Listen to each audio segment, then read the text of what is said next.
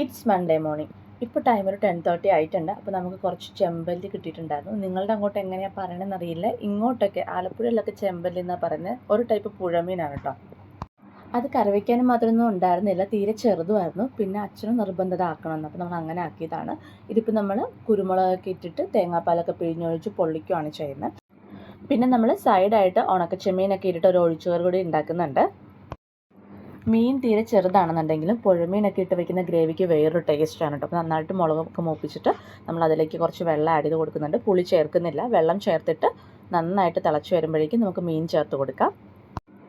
മീനൊക്കെ ചേർത്ത് പറ്റി വരുന്ന ടൈമിൽ നമുക്ക് ഒഴിച്ചുകറിക്ക് വേണ്ടിയിട്ട് തക്കാളിയും മാങ്ങയും അതുപോലെ ഉണക്കച്ചെമ്മീൻ ഇട്ടിട്ട് കുക്കറിലിട്ട് 2 വിസിൽ, അപ്പോഴേക്കും അത് വേവും. ആ ഒരു ടൈമിൽ നമ്മുടെ കറി നന്നായിട്ട് തിളച്ച് വന്നിട്ടുണ്ട്. ഇനി അതിലേക്ക് നമ്മൾ കുറച്ച് തേങ്ങാപ്പാലോടെ ചേർത്തിട്ട് ഫ്ലെയിം ഓഫ് ചെയ്യാം.